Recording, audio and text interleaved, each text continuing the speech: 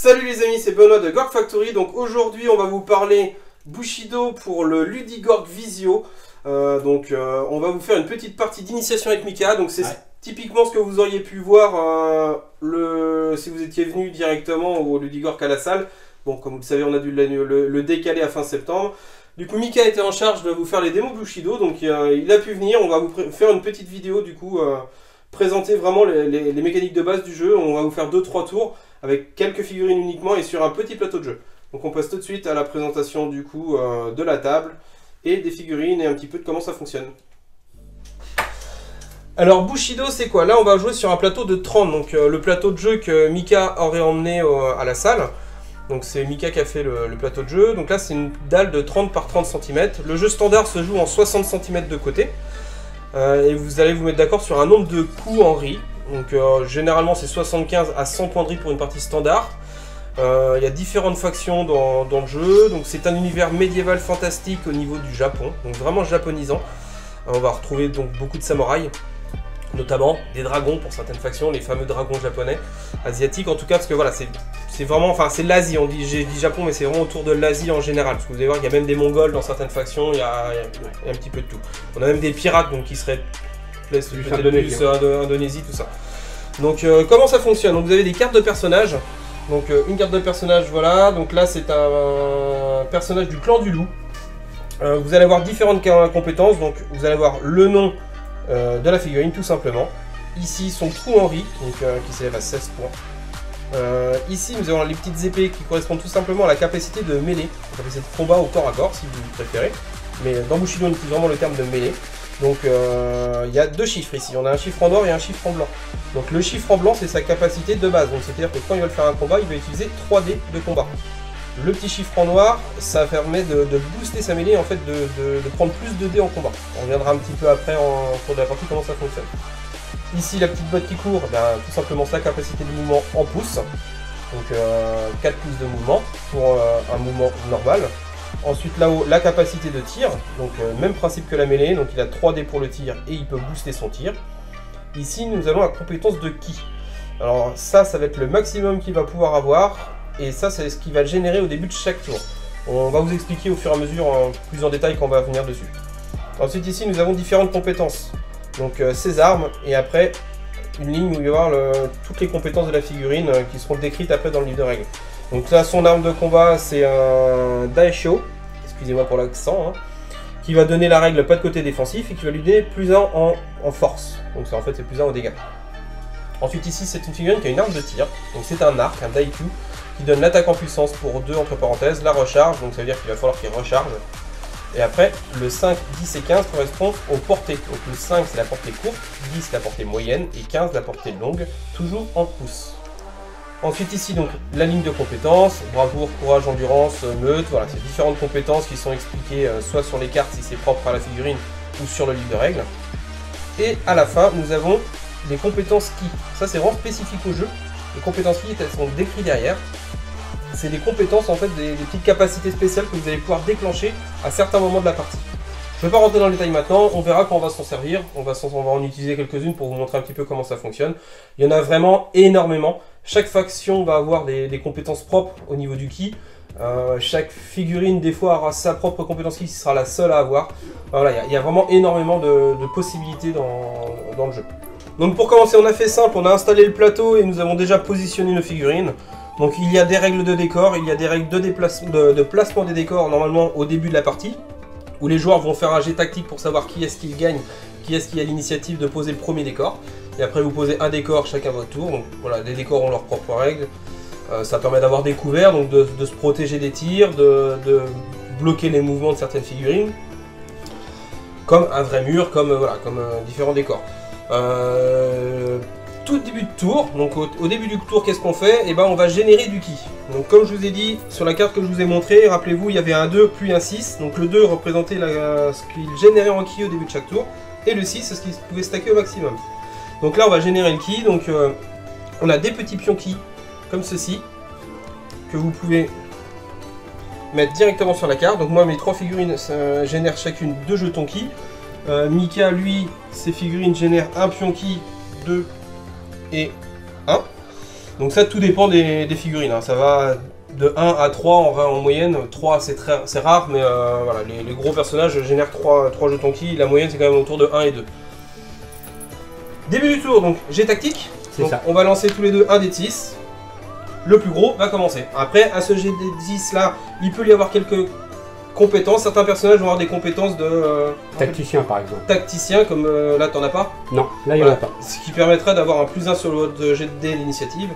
Donc, jet d'initiative, ça s'appelle un jet tactique, pas jet d'initiative. Donc moi je vais faire un 3. Mika fait un 2. Donc c'est Mika qui commence tout simplement. Non, c'est toi, t'as fait 3.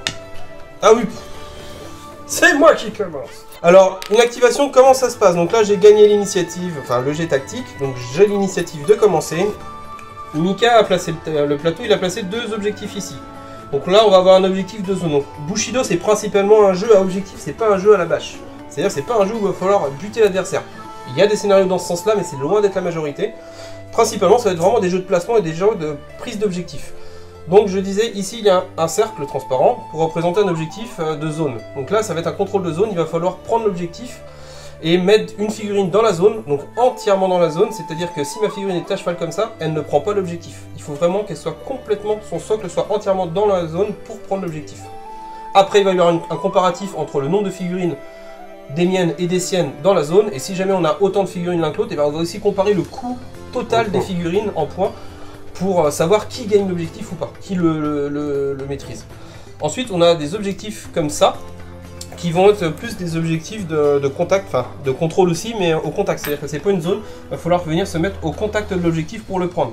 Après, dans ces objectifs-là, il y en a différents. Il y en a où il va falloir faire des actions, ce qu'on appelle des actions scénaristiques, qui va faire que je prends le contrôle, je vais mettre un petit dévers pour dire, voilà, j'ai fait mon action simple, j'en prends le contrôle de l'objectif, maintenant l'objectif il est à moi. Donc maintenant, je charge à mon adversaire de venir refaire une action dessus pour me le repasser neutre ou me le reprendre directement. Ça c'est pareil, ça va bouger en fonction des scénarios. Ces prises d'objectifs là vont vous rapporter... On peut être amené à dépenser du ki aussi pour faire une action scénaristique. Voilà, après il y a différentes compétences, voilà, ça dépend après des scénarios, des compétences de chacun. Voilà, là on va pas rentrer trop dans le détail, parce que c'est vrai que, comme disait là Mika, il y a certaines figurines qui te permettent de le faire, ou certaines actions spécifiques qui te dépensent du ki pour pouvoir le faire. Voilà, c'est assez large, il y a pas mal de scénarios, il y a en plus des packs de scénarios complets qui ont été sortis par l'éditeur pour des tournois, donc ça rajoute encore des possibilités. Voilà. Alors, comment on bouge? Donc moi je vais activer une figurine, je vais activer la première, je vais activer mon Tanaka Gorak, qui est ici. Donc tout simplement nous avons ces petits marqueurs, qui ont double face. Thyroid et Exhausted. Donc en fait vous avez différentes actions dans le jeu Bushido. Donc première action simple, donc il y a les actions simples et les actions complexes. Une action simple, vous allez mettre un marqueur pour la figurine pour dire il a fait une action simple. S'il a fait une action complexe, vous allez mettre de ce côté-là. Et en fait, c'est soit vous faites une action complexe, ou soit vous pouvez faire 2 actions simples. Sachant que vous n'allez pas les faire à la suite. Hein. Vous allez faire d'abord une action simple, et après l'adversaire va jouer, et après vous allez rejouer. Donc soit vous pourrez réactiver la même figurine, soit en activer une autre. Pour refaire une action simple. Les différentes actions, c'est quoi? Donc là, en action simple, vous avez tout simplement le mouvement. Donc vous allez pouvoir faire un mouvement de votre mouvement normal. Vous allez pouvoir faire une course. Donc là, vous allez avancer de votre mouvement avec un bonus de 1,5. Donc la figurine, la plupart des figurines ont 4 en mouvement, donc c'est-à-dire que vous allez faire un mouvement de 6. Le mouvement de course vous interdit le tir, comme dans beaucoup de jeux. Si vous faites une marche normale, vous allez pouvoir tirer derrière, mais avec des malus parce que vous avez bougé, quelle que soit l'arme, sauf après compétence spécifique de l'arme ou de la figurine. Autre action simple, c'est une action de mêlée. L'action de mêlée va pouvoir vous permettre de vous déplacer de votre capacité de mouvement de base et d'engager le combat si vous arrivez dans la zone d'engagement de la figurine. Alors là j'ai dit un terme intéressant, zone d'engagement. Bushido c'est un jeu qui est assez réaliste, malgré tout. Donc je vais prendre l'exemple. Si on veut être exact, c'est la zone de contrôle de la figurine. Ah oui pardon, si on veut l'engager, on vient dans la zone de contrôle. Donc j'ai confondu avec un autre jeu. C'est ça. On laisse, on coupera pas au montage, c'est pas grave. Donc voilà, Mika s'est fait les petits marqueurs, c'est tout simplement, c'est la ligne de vue réelle d'un homme. Vous savez tous hein, que naturellement, on a un angle de vue de 180 degrés par devant. C'est nos yeux qui nous permettent ça. Donc pour pouvoir l'engager au corps à corps, il faut que je rentre dans sa zone de contrôle et que je vienne en contact le socle à socle. Donc c'est vraiment contact le socle à socle, hein. Il n'y a pas d'histoire de distance, il faut pouvoir contacter la figurine pour pouvoir l'engager au corps à corps. Là, il va pouvoir se défendre normalement. le jeu est quand même pas mal fait. Si jamais je l'attaquais par derrière, il ne me voyait pas. Soit parce que je l'attaque dans le dos, ou soit parce que j'étais caché par un décor. Et qu'il ne me voit pas du tout. À partir du moment qu'il ne me voit pas, il va avoir des malus parce que je le surprends. Ce qui est assez logique. Donc, hop, on va se remettre comme il faut. Donc moi je vais faire une action simple de mouvement. Alors, ouais, je tiens quand même à préciser dans tout ça, c'est que ouais, l'orientation des figurines est très importante, du coup, à Bushido. Bah voilà, par rapport à l'arc de vision, pour pouvoir voir les actions qu'on va faire, voir ce qu'on va engager, pour tirer, pour ne pas être surpris, pour plein de choses. C'est un peu comme dans la grille en fait. Donc là, mon Tanaka Agora qui a une capacité de mouvement de 4, donc il va bouger de 4, tout simplement. Il va venir se mettre là. Ah, c'est pas lui que je bougeais, c'était l'autre, mais c'est pas grave. On va dire que c'était lui. Et je lui mets le petit marqueur pour dire qu'il a été activé. Là, du coup, c'est à Mika d'activer une figurine. Donc c'est à Mika de jouer. Donc Mika, qu'est-ce que tu vas faire de beau? Alors, je vais activer Ninuro ici et je vais déclarer un tir.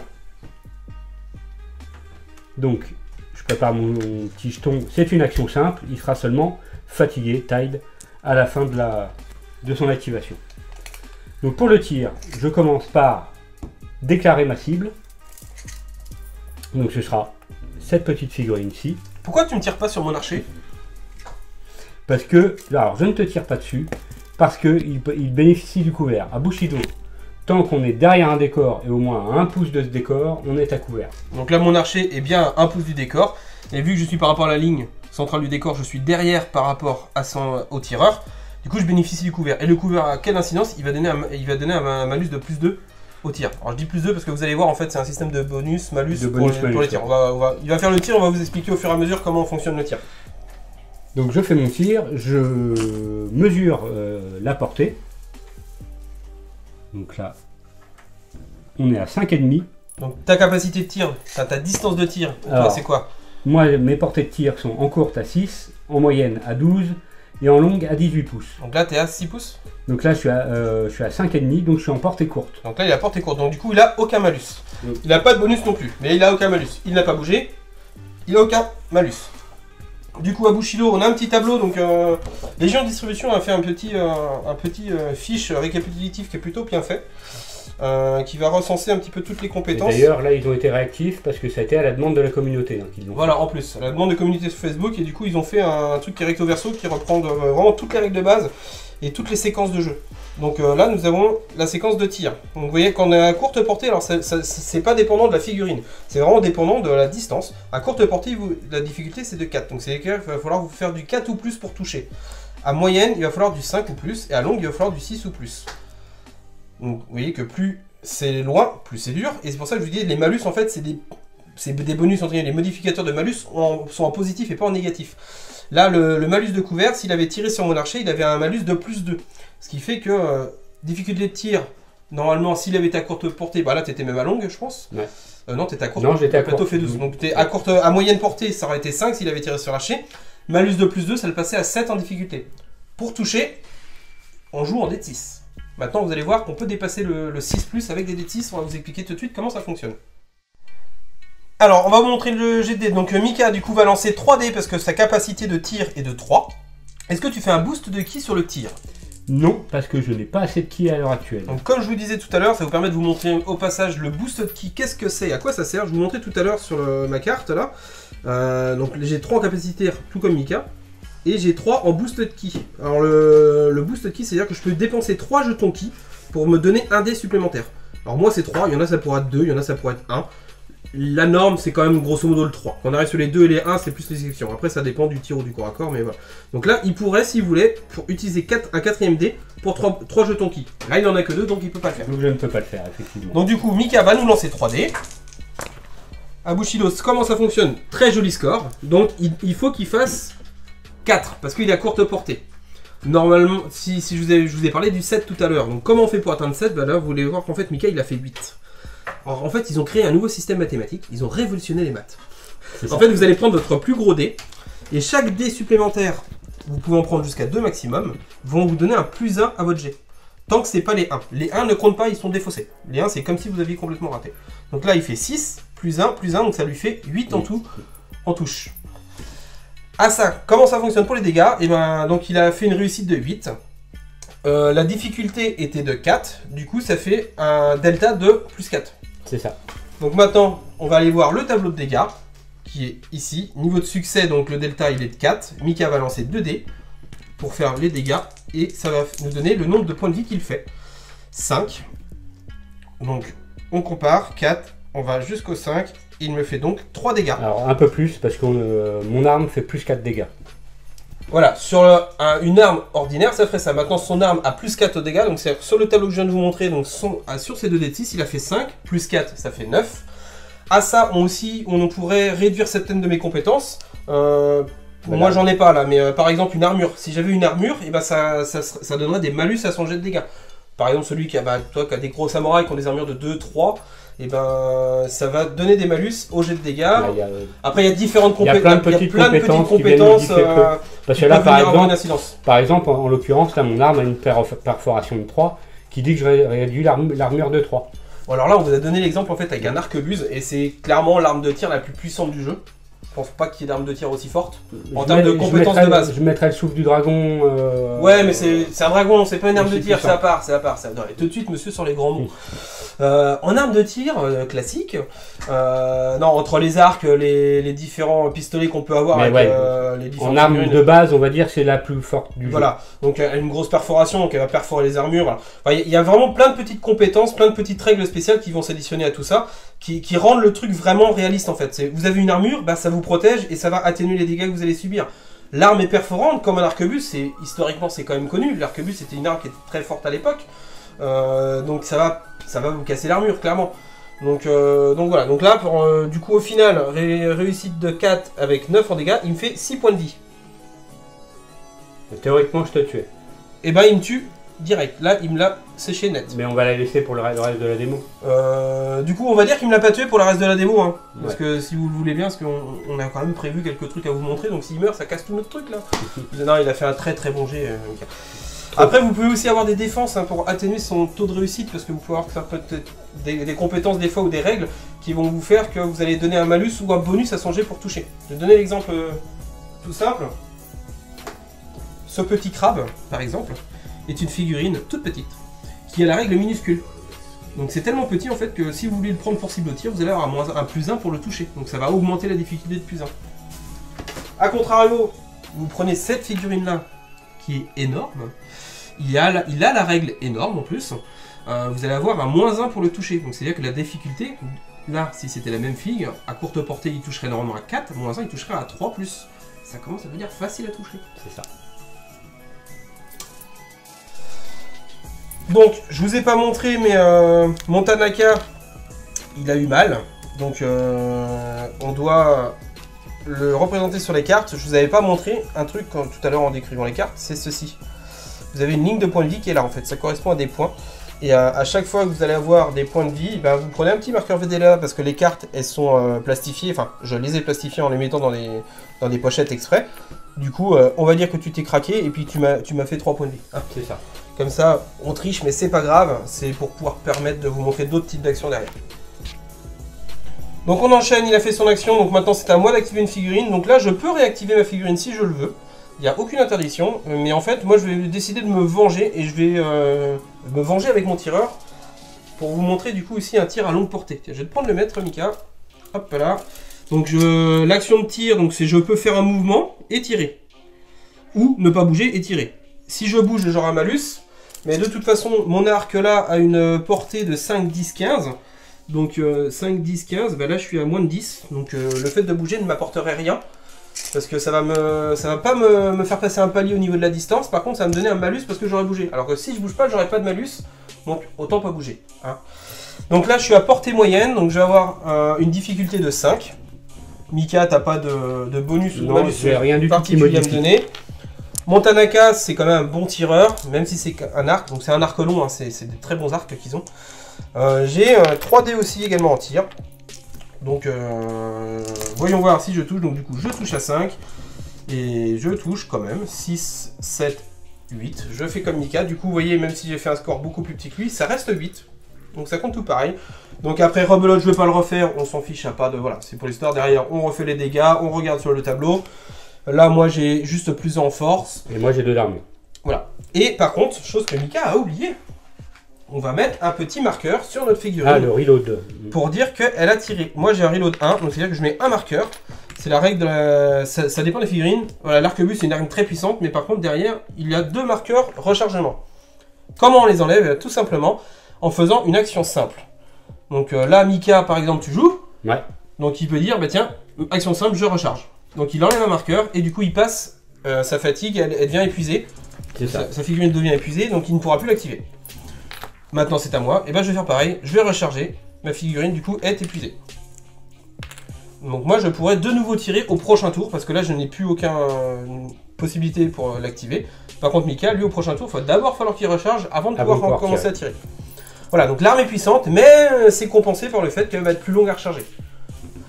Ensuite, qu'est-ce que tu dois faire de beau? Donc Mika va activer une de ses figurines maintenant, parce que c'est son tour. Qu'est-ce que tu nous fais de beau? Alors, je vais activer la qui va déclarer une course. Donc la course, c'est son mouvement plus un demi. Donc elle a un mouvement de 4, ce qui fait passer son mouvement à 6 pour une course. Donc la course, il faut orienter sa figurine et ça se passe en ligne droite. Ce qui est assez logique, quand on fait de la course à pied, hein, on cherche à aller vite et pas à faire du zigzag. Hein. Donc c'est vraiment ligne droite. Et là, tu vas te mettre au contact du coup de l'objectif. Au contact de l'objectif. Donc là, il ne peut pas prendre l'objectif, parce que pour rappel, pour prendre l'objectif, il faut déclarer une action. Donc c'est une action simple, donc ça, il pourra le faire seulement à partir de son prochain tour. Il pourra décider de réactiver sa figurine et dire, je fais une action scénaristique qui permet d'activer de prendre l'objectif et du coup de marquer le point. Donc à moi d'activer après le mouvement de course de Mika. Moi, je vais faire une charge, parce que j'ai pas envie qu'il vienne scorer ici. Moi, pour l'instant, là, si on prend en tant que 2 points, je vais avoir l'avance parce que pour l'instant, c'est moi qui vais marquer le point ici, parce que je suis tout seul sur l'objectif de zone. Et ici, si je le laisse faire, il va marquer le point, donc il va égaliser. Donc moi, ce que je vais faire, c'est que je vais charger son lancier avec mon samouraï, parce que moi, j'ai que des samouraïs. Donc pour une charge, tout simplement, on l'oriente face à sa cible. Le mouvement, c'est x2. Donc là, j'ai un mouvement de base de 4, mais la charge me permet de faire un mouvement maximum de 8 pouces. C'est bien évidemment en ligne droite, et je viens contacter la figurine directement en socle à socle. Et là, on va faire un combat de mêlée. Donc, séquençage d'une phase de combat de mêlée. Donc, combat au corps à corps. Comment ça fonctionne? Donc, moi, j'ai effectué une charge. Le fait de faire une charge, je vous rappelle, on peut faire une action de mêlée en faisant une action simple. L'action de charge est une action complexe. Donc, je ne pourrais pas le réactiver derrière. Par contre, ça va me donner des bonus. Tout simplement, je vais taper plus fort. En gros, ça va me donner des bonus sur les dégâts. Plus de hauts dégâts. Comment ça fonctionne? Donc déjà, on fait des rotations de figurines, c'est-à-dire qu'il faut qu'on aligne les figurines sur leur acte frontal. Donc là, elles sont quasiment déjà... Voilà, les figurines, elles sont vraiment face à face. Là, des fois, après, c'est pas forcément évident de le faire par rapport à la position de la figurine, par rapport à ses bras et tout ça, mais voilà, on doit aligner les figurines bien face à face. Ensuite, on va choisir nos armes. Parce que des fois, les figurines peuvent avoir différentes armes de combat. Là, moi, j'en ai qu'une. Ben moi aussi, c'est un Yari. Moi j'ai un Odachi, donc il n'y a pas de problème, le choix est tout fait. Je vais prendre mon katana. Enfin, c'est une sorte de katana. Ensuite, on va détermination de l'initiative. Donc l'initiative, elle est déterminée, tout simplement, c'est la figurine qui charge, ou alors à qui c'est le tour, qui a l'initiative. Mais Mika a une lance. Ma Jean a une lance qui lui donne l'allonge, ce qui fait qu'elle passe premier joueur sur une mêlée. Tu prends l'initiative, tout simplement. Voilà. De base, c'est le joueur opérant, c'est-à-dire le joueur qui a l'initiative du combat, qui a l'initiative. Maintenant, modulo certaines compétences ou certains armements, là, clairement, Mika a une lance qui lui permet de reprendre l'initiative par rapport au combat, du coup, il va taper avant moi. Alors, c'est du simultané malgré tout, vous allez voir. C'est du simultané, mais il y a quand même un ordre de résolution des combats, des dégâts. Ensuite, on va déterminer le nombre de dés qu'on va lancer. Donc là, on va prendre un pool de dés. Donc à Bushido, c'est très important d'utiliser 2 couleurs de dés. Vous prenez 5 dés d'une couleur et 5 dés d'une autre couleur, ça suffit largement pour pouvoir représenter les dés d'attaque et les dés de défense. C'est là que le jeu, il est super intéressant, je trouve, dans les combats. C'est qu'en fait, vous allez devoir faire des choix et répartir vos dés. Moi, j'ai 3 dés de combat. J'ai 3 dés de combat aussi. Donc on n'est pas c'est pas des paysans, hein, les gars, c'est des bons guerriers. Ils savent se battre. Ils savent se battre. Donc on a 3 dés. Moi je vais prendre les dés rouges pour représenter mes dés d'attaque. et je vais prendre des dés verts pour représenter mes dés de défense. Alors moi j'en prends 6, j'en ai que 3. J'en prends 6 tout simplement pour pas que Mika il sache comment je vais répartir mes dés. Parce que là vous devez répartir vos dés entre attaque et défense, comme vous le souhaitez. Et l'adversaire ne doit pas le savoir parce qu'on va révéler nos dés en même temps et ça sera la surprise. Donc vous pouvez typiquement faire le choix de tout mettre en attaque et de dire je vais essayer de le tuer. Par contre faut pas vous louper parce que si l'autre derrière il vous bâche et que vous n'avez rien mis en défense, vous allez clairement prendre la mort. Ou alors vous pouvez vous permettre de le faire si vous avez certaines figurines qui vont vous être sûr de pouvoir tanker le combat, ça peut se tenter. Après c'est vraiment des choix stratégiques à faire et en fonction de qui a l'initiative aussi, parce que là moi j'ai pas l'initiative donc ça serait pas très judicieux de ma part de tout mettre en attaque, sachant qu'il va résoudre ses combats d'abord. D'ailleurs à ce propos... D'ailleurs j'ai juste une petite précision à faire dans cette histoire d'initiative. On résout mes dés d'attaque d'abord et on résout ceux à Benoît après. Mais si jamais je le tue à la résolution de mes dés d'attaque, il pourra pas riposter quand même. C'est normal, simultané, mais pas vraiment quoi. Bah c'est ce que j'allais dire, c'est que vu qu'on va résoudre ces dégâts d'abord, et bah si je suis mort, bah je pourrais pas résoudre les miens. On va décider nos dés, comment on répartit nos dés, comment on va lancer nos dés simultanément. Par contre, la résolution des dégâts, il y a quand même un ordre, et celui qui tape le premier, bah s'il tue l'autre, bah l'autre est mort, il peut plus taper le coup. Moi je vais activer une petite compétence qui, la parade de l'ombrelle. Petite compétence qui alors vous voyez, bon, je vais pas rentrer dans le détail parce que en fait la petite lettre qui est dans l'encadré noir, ça vous donne l'indication à quel moment vous pouvez l'utiliser.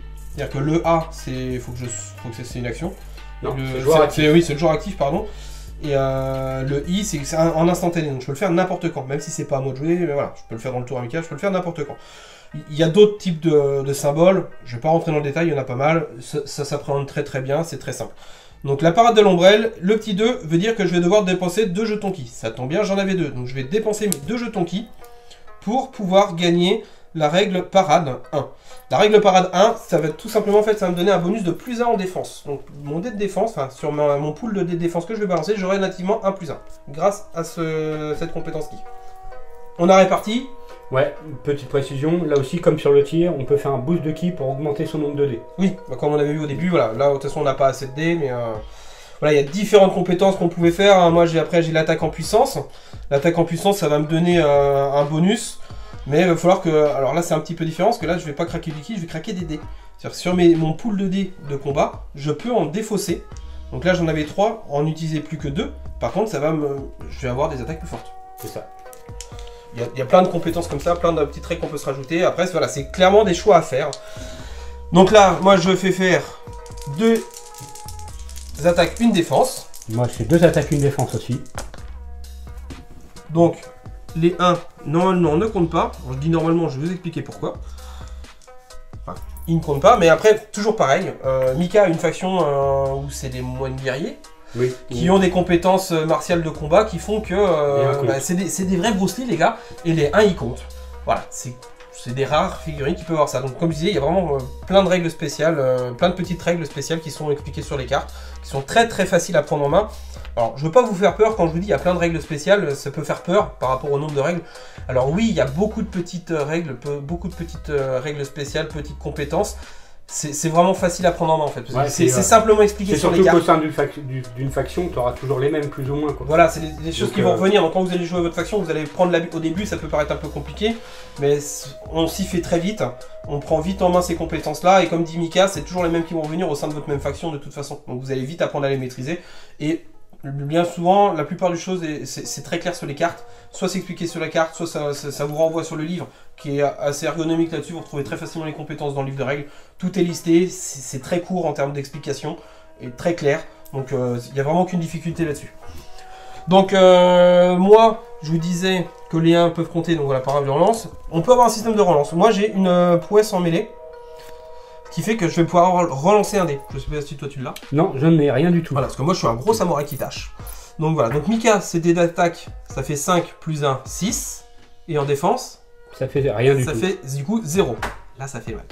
Moi en défense, j'ai 0. Ça fait mal aussi. Donc pour assembler, je vais relancer mon 1. Et je fais 2. Bah mine de rien, j'ai sacrément augmenté mon score. Donc j'aurai 2 en défense, sachant que pour rappel, j'ai la compétence qui m'a permis d'avoir la barrière de parade, donc mon 2 va devenir un 3. Un 3. Et du coup, j'ai 3 en défense. Mika, du coup, a 6. Donc il passe son attaque, sachant qu'il commence, donc il va résoudre son attaque. Donc on va comparer son attaque à ma défense. Donc je passe de 3. Et si je survis, je comparerai mon attaque à sa défense. C'est ça. Donc je passe de 3 et je fais un jet de dégâts. J'ai pas de modificateur de force par rapport à mon arme. Et je fais 8. Donc il passe de 3, donc exactement, je ne veux pas revenir dessus, mais c'est le même principe que pour là, en la filière. l'occurrence, je ferai 3 points de dégâts. C'est le même tableau, donc je prends mon petit marqueur et je vais cocher 3 points de dégâts sur mon petit bonhomme. Donc moi j'ai réussi 5. Petite exception, quand vous avez qu'un seul dé sur la compétence, vous avez quand même 1, donc du coup mon taux de réussite est de 4. Donc je vais lancer mes 2 dés, je fais 10. Mon arme fait plus 2 en dégâts, donc ça fait 12. J'ai chargé, ça fait 14. Voilà. Sachant que le tableau s'arrête à 12. Donc je vais stacker le maximum de dégâts possible. J'ai 4, je fais 7 dégâts. Donc là, je le lamine. Je meurs. Fin de mon activation. Mika va du coup à son tour activer à nouveau une figurine. Et ben j'ai activé Takashi Hiro qui va faire un mouvement de 4. Et qui vient contester l'objectif. Oh le vilain. Et maintenant c'est à moi. Donc toi tu es juste fatigué. C'est ça. Autant pour moi. Moi, à mon tour, je vais l'activer. Là, je mesure pas parce que je sais que je suis à portée. Moi, je veux garder mon objectif, donc je vais faire un mouvement de mêlée pour venir l'engager. On va pas le faire, on va pas relancer les dés, c'est Unity. Vous avez vu comment fonctionne un combat. Là, ça fonctionne exactement comme la charge. La seule différence, c'est que j'aurai aucun bonus parce que je n'ai pas déclaré de charge et je ne pouvais pas le faire parce que j'avais plus qu'une activation possible, enfin une activation simple à faire. Je ne le tue pas, de toute façon, même en termes de jeu, je n'ai clairement pas la capacité de tuer cette figurine. Pas avec ce bonhomme-là. Parce que c'est pas un gros foot de guerre et qu'en face c'est un gros samouraï qui tâche quand même. Donc voilà, donc mon tour à moi est fini. Vous voyez, en fait toutes mes figurines du coup ont le marqueur exhausted, donc épuisé. Donc je ne peux plus activer personne. Maintenant c'est au tour de Mika qui peut encore activer une figurine. Donc j'aurais dans l'absolu refait une mêlée ici si j'avais. C'est justement c'est ce que tu vas faire, c'est ce que je voulais qu'il fasse. Et parce que pour mêlée. montrer un petit truc. Ah, ok. Donc Mika, on va la faire sans la faire, juste pour vous expliquer comment ça fonctionne. Donc Mika déclare sa mêlée ici. Là, il attaque une figurine qui est exhaust, qui est épuisée. Et quand vous êtes épuisé, ça fait partie, ça rentre dans les différents tricks, dans les différentes petites règles que je disais qui étaient vachement intéressants et qui donnaient un point de réalisme au jeu. C'est que je suis fatigué. Donc du coup, je vais avoir plus de mal à me défendre et à combattre. Donc pour représenter la fatigue, tout simplement, j'ai 3 dés de combat, et ben j'en perds un. J'ai moins 1 dé pour combattre parce que je suis épuisé. Et ce malus-là se cumulerait. Imaginons qu'il m'attaquait par derrière et que je ne le voyais pas. Je perdais encore un dé parce que de 1 parce que je suis fatigué et de 2 parce que je suis épuisé. Autre configuration. Il m'attaque. J'étais déjà en combat. Lui, il envoie des renforts. Donc ils sont à 2 contre 1. Il a un bonus. Donc normalement 3 dés. Moins 1 parce que je suis épuisé. Moins 1 parce qu'il est en surnombre. Il a plus de figurines engagées que moi. Ça peut vite devenir compliqué. Pour vous montrer comment fonctionnent les objectifs, donc là on comparait, on a autant de figurines l'un que l'autre, donc ça serait du match nul. Parce que dans ce cas-là, on compare le Ko-Henri. Comme Mika l'a précisé, normalement on se dit ouais on a autant de figurines l'un que l'autre, c'est match nul, et ben non, c'est prévu dans les règles, vous allez comparer le coût de la figurine, et c'est bien fait parce qu'en fait vous avez certaines factions qui vont jouer très peu de figurines. Il y a beaucoup de factions qui ont la capacité de jouer que 4-5 figurines, voire même que 3 ou 4. Typiquement, je vous remontre mon gros démon que je vous ai montré tout à l'heure. C'est un Noni, c'est un démon asiatique. Lui, il vaut 29 points. Donc quand on joue à 75 points, bah, j'en mets 3. Et c'est tout. Et c'est fini. 75 points. Quand vous jouez sur une faction plus standard, avec des figurines qui ont des coûts Henri de 5 à 15 points pour le gros delta des figurines vraiment de base, toutes simples, sans trop de compétences, à des figurines plus standards au niveau de combat, vous êtes pas mal. Et après, quand vous arrivez dans les 20 à 30, là on arrive dans les guerriers assez costauds. C'est ça. Mais toutes les factions à peu près ont la capacité de faire des listes plus ou moins populeuses, plus ou moins élitistes. C'est vraiment des choix à prendre. Mais pour reprendre, en l'occurrence, donc du coup, c'est le nombre de figurines et le coût Henri. C'est-à-dire que même si on a moins de figurines, on peut, si on a un coût Henri supérieur, on peut prendre l'objectif. On peut prendre l'objectif. Ça permet d'éviter la surpuissance des petites armées comme la vague sauvage qui peut jouer énormément de petites figurines, pas chères, et qui peut en invoquer en plus, et qui du coup prendrait la table et dis-moi, je mets 4 figurines sur ton objectif, bah tiens, ton dragon, bah, il est tout seul, donc je prends. Bah non, parce que mon dragon il vaut plus cher que tes 4 petits pécores de base. Donc voilà, ça permet quand même que les armées élitistes soient pas à la ramasse en termes de jeu. Juste pour finir, 2 petits points. Comment on prend un objectif comme ça? Il faut être en contact le socle à socle, donc imaginons tour 2, J'active ma figurine, donc on refait un jet tactique pour savoir qui commence. J'active ma figurine, je la mets en contact le socle à socle et on la met face à l'objectif. Je déclare, là je ne peux pas le faire, parce que c'est une action de le faire. Donc Mika va activer une figurine à son tour. Imaginons, il me tue le bonhomme. Moi, à mon tour, je réactive mon petit pitou. Je fais une action scénaristique simple qui permet de marquer le point sur l'objectif. Et je vais mettre un petit marqueur ici, une petite pastille, pour dire que c'est mon objectif, il est à moi. Donc à la fin du tour, enfin à la fin du tour qui est précisé dans le scénario, on marquera les points si j'ai toujours l'objectif, si on ne l'a pas refait. Dernier petit point, le moral. Il y a une sorte de moral à Bushido qui passe en fait par les règles de peur et de terreur. Alors la terreur, il y en a très très peu, mais surtout la peur. Il y a pas mal de figurines qui ont de la peur, comme je vais pas leur sortir, mais le gros Zoni que vous avez vu, qui provoque la peur, et vous allez avoir un jet à faire, un test à faire de comparaison par rapport à une de vos compétences qui est le ki, pour savoir si vous avez peur ou pas. Si vous n'avez pas peur, tout va bien. Si vous avez peur, et vous avez peur, donc vous allez avoir des malus en combat, en tir, pour faire certaines actions. Voilà. Après, donc il y a énormément de compétences. Pour vous en décrire quelques-unes pour que vous compreniez, vous pouvez mettre votre adversaire au sol, vous pouvez vous désengager d'un combat, soit facilement, il y a une action pour se désengager d'un combat, et si vous réussissez, ça se passe bien. Si vous réussissez pas, et votre adversaire il vous tape dans le dos. Vous pouvez aussi vous le faire grâce à des compétences qui font que l'adversaire n'aura pas l'opportunité de vous taper. Il y a vraiment beaucoup de choses à faire. On se dit tiens, il y a un terrain, là, il y a une rivière, je peux pas passer. Ça va être, le mouvement va être plus compliqué, mais c'est possible. Il y a certaines figurines qui vont être plus à l'aise ou qui vont tout simplement pouvoir voler. Certaines figurines qui volent, donc ils vont pouvoir passer dessus sans aucun malus. Enfin voilà, là je vous en cite quelques-unes vraiment en vrac, hein, si tu as quelques idées comme ça qui peuvent être parlants. Le camouflage. Le camouflage, oui. Qui est super bien géré à ce jeu et qui est, du fait des lignes de vue qui sont très importantes, le fait d'être caché, d'être pas visible. Ça peut être très intéressant. Ouais, et puis certaines figurines vont avoir la capacité de se camoufler nativement grâce à des compétences. Après, vous pouvez jouer avec les décors pour vous cacher. Non, que dire, dans les combats, dans les règles de combat, vous avez des capacités de combat classiques que tout le monde a, que beaucoup de figurines ont accès. C'est du balayage offensif. Typiquement, vous allez faire une balayette à votre gars, hein, comme au karaté, les gars. Oui, c'est Bruce Lee, il faut une balayette, vous le faites tomber. Donc le mec qui est par terre, il est au sol, donc il va être plus facile à toucher, il va avoir plus de mal à se défendre. Vous allez pouvoir empoisonner vos adversaires, vous allez pouvoir leur mettre le feu. C'est-à-dire que typiquement, vous leur balancez une bolle à s'enflammer, vous allez foutre le feu à votre adversaire, il va prendre des points de vie à tous les tours. Le clan Ito, qui est le clan du serpent, qui est spécialisé sur le poison, il va vous empoisonner à tout va. Voilà, il y a vraiment plein de choses à faire dans ce jeu. L'univers est vraiment très riche. Je veux pas dire de bêtises, mais de mémoire, il y a 12 factions. Il y en avait 11. Il y a 11 factions jusqu'à encore pas longtemps. Il y a une 12e faction qui est sortie, vraiment complète en fait, il y a peu, il y a un mois, qui sont les Ronins, qui sont des mercenaires, mais qui sont jouables par beaucoup de factions. Il y a tout un corpus de figurines de mercenaires, mais en fait ils ont sorti une faction mercenaire où ils sont vraiment autosuffisants et vous pouvez les jouer en tant que faction à proprement dit. Ça peut être sympa si vous n'arrivez pas à vous décider sur une des 11 factions du coup autres, parce que la 12e c'est ceux-là, c'est les mercenaires, c'est les Ronins, parce qu'en fait vous allez piocher un petit peu partout. Vous allez piocher un petit peu dans toutes les factions, en fait, c'est vraiment des... Ça peut être classe pour faire une petite bande un petit peu atypique. Voilà. On peut faire des bandes à thème comme ça. Ouais. Voilà, donc vraiment beaucoup de possibilités. La gamme de figues est folle. Alors c'est du full métal pour la gamme de figurines, à part une exception. On a eu la surprise, c'est la dernière figurine qui est sortie en résine. C'est la première, mais aussi la figurine elle est énorme. C'est la première fois qu'ils sortent une figurine aussi grosse. Ouais, c'est la plus grosse. Je vais pas vous la montrer parce qu'elle est juste à côté, mais elle est pas peinte, donc j'ai honte. Honte sur moi.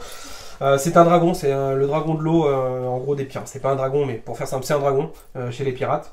Donc voilà, différentes factions qui viennent de différents univers vraiment typés. Après, non, puis si on aime l'univers japonisant, il y a des kappas, il y a...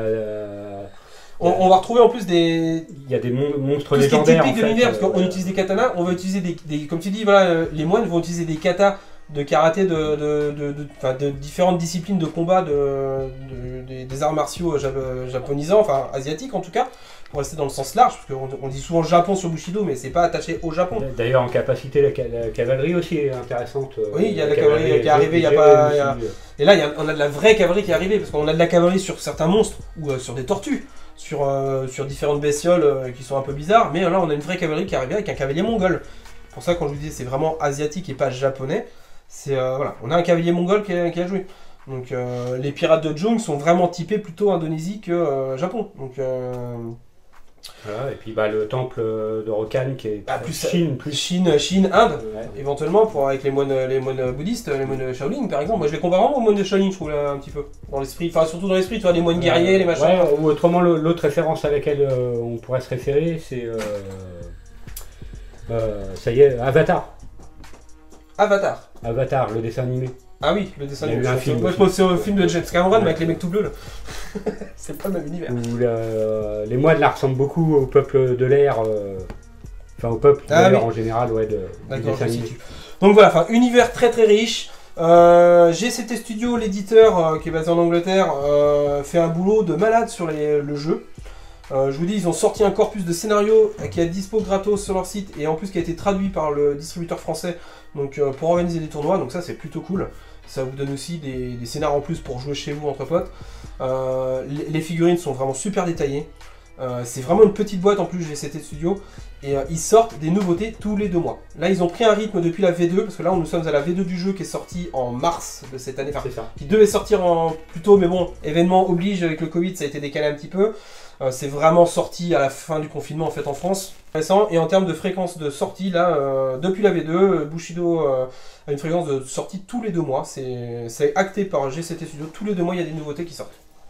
Ça, c'est cool. On sait que tous les 2 mois, on a une petite pépite. Donc je dis ça, je dis rien, dans 2 mois, après il y aura peut-être des zombies qui arrivent.